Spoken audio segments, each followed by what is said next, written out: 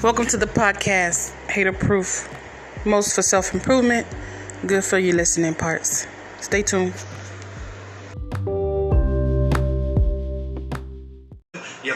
Happy Cinco de Mayo. Was the 4th with you? This is Worry-Free Wednesday.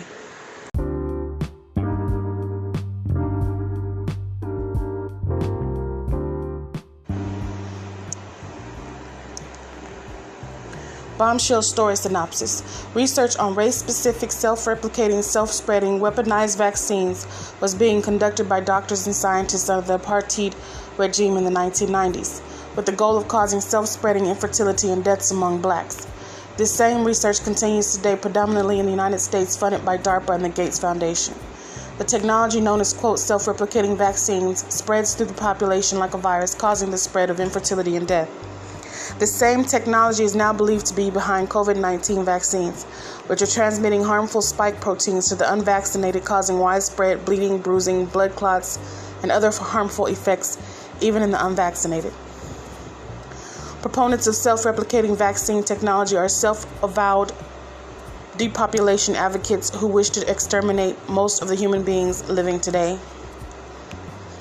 I don't know if it's true, but it's there. What are you without racism? Are you any good?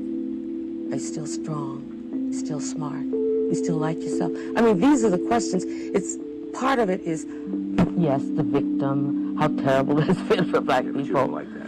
I'm not a victim. I refuse to be one. And the victim is the other person who is morally inferior. And that's a serious question. To of course. Racism if you have to somehow hold, for his or her own self-esteem and definition. If you can only be tall because somebody's on their knees, then you have a serious problem. And my feeling is, have a very, very serious problem.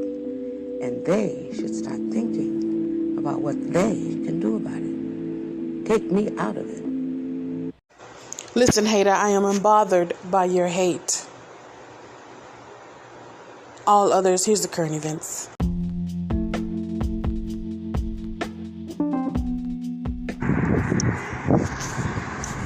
What should the new Jeopardy be? Guest hosts provide the clues. Following Alex Trebek's death, a parade of replacements seems to be battling for the soul of the game and the state of knowledge itself.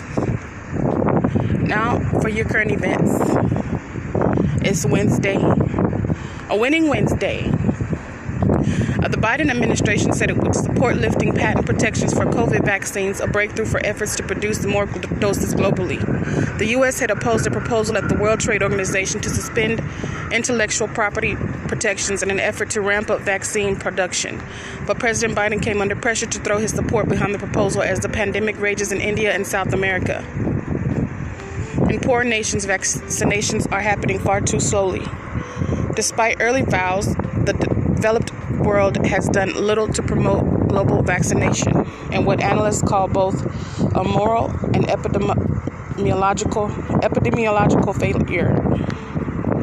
Facebook's ban of Donald Trump was upheld by a company-appointed panel after his post about the Capitol riot. The panel, a group of journalists, activists, academics, and lawyers, ruled that the ban was justified at the time, but added that the company should reassess the decision to make the ban, quote, indefinite, and make a final decision in 6 months. Ultimatum, huh? The ruling diminished the prospect of the former president's return to mainstream social media and renewed a debate about big tech's power over free speech. Republicans blasted the decision as, quote, disgraceful. What happens on Facebook has such big consequences, its quasi-independent oversight board can do only so much. Donald Trump again. Donald Trump may be off social media, but his influence on the Republican Party remains steadfast. House Republicans moved decisively to expel Representative Liz Cheney from their leadership ranks for rejecting Trump's election lies. Top party leaders and the former president endorsed a replacement, Representative Elise Stefanik, who has styled herself as a Trump loyalist. The move comes as the GOP eyes a House majority in 2022. Democratic departures from the House are threatening the party's slim majority and have Republicans salivating ahead of the midterms. 4. Russia has withdrawn far fewer troops from the border with Ukraine than it had initially signaled. Biden administration officials said. Senior Defense Department officials said that close to 80,000 Russian troops remain, the biggest force Russia has amassed there since annexing Crimea in 2014. The Russian military did order a few thousand troops back to their barracks by May 1st, but many units left their trucks and armored vehicles behind, ready to go back if President Vladimir Putin decided to deploy them again. Biden administration officials said they saw the Russian military presence as a message from Moscow that it could match the number of troops taking part in a NATO military exercise in Europe, which officially began yesterday. Secretary of State Antony Blinken is due in Kyiv tomorrow. Drink a coffee.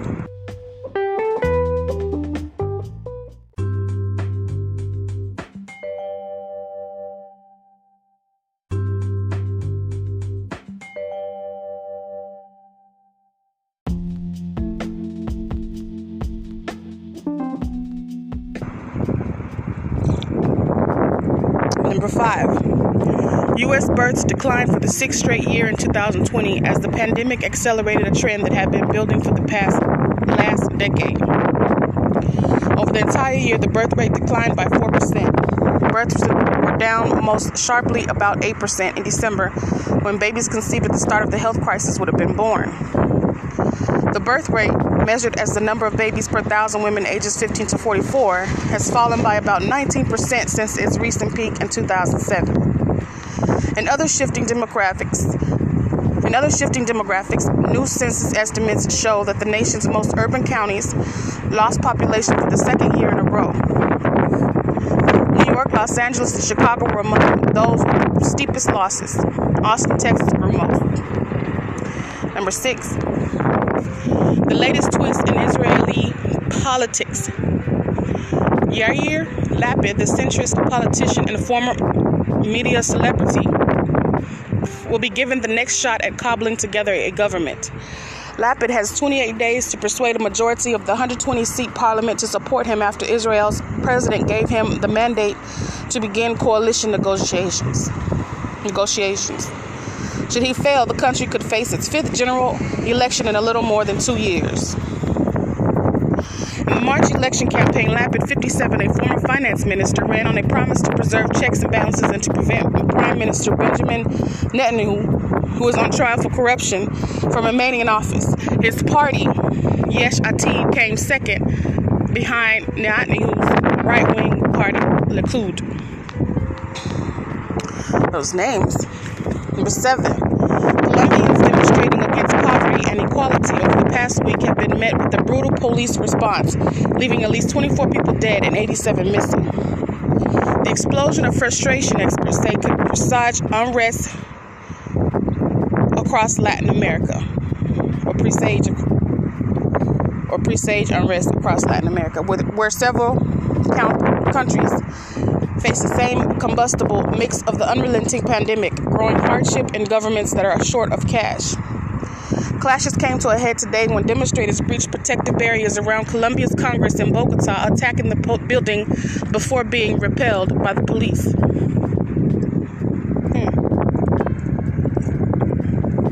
Number 8. Alex Trebek left big shoes to fill on, quote, Jeopardy!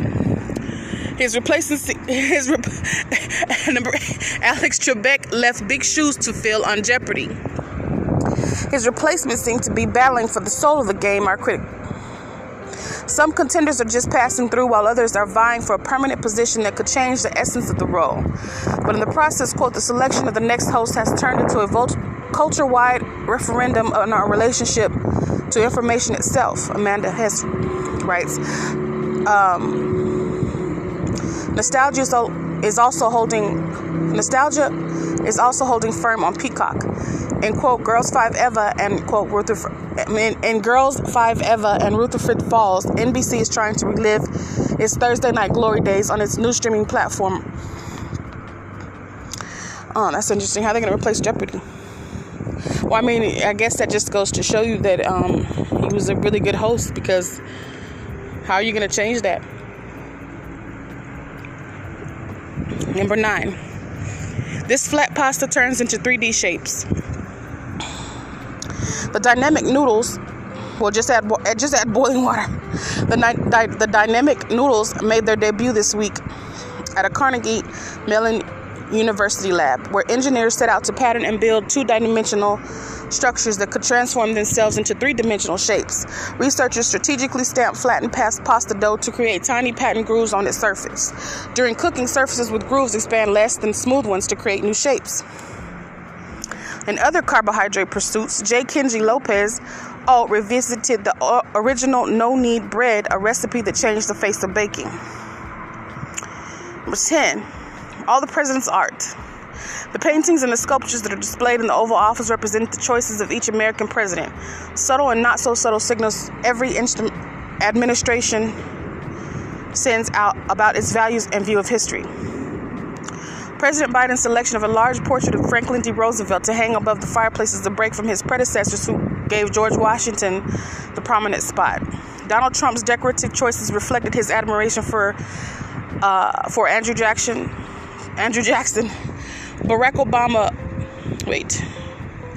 Donald Trump's decorative choices reflected his admiration for Andrew Jackson.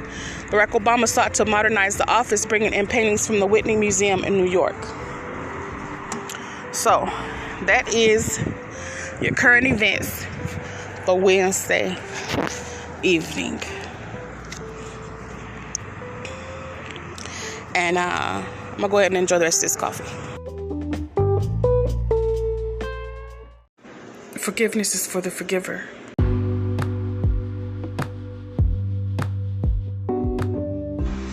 Thank you for tuning in. Enjoy your next 24 hours. On to the next one.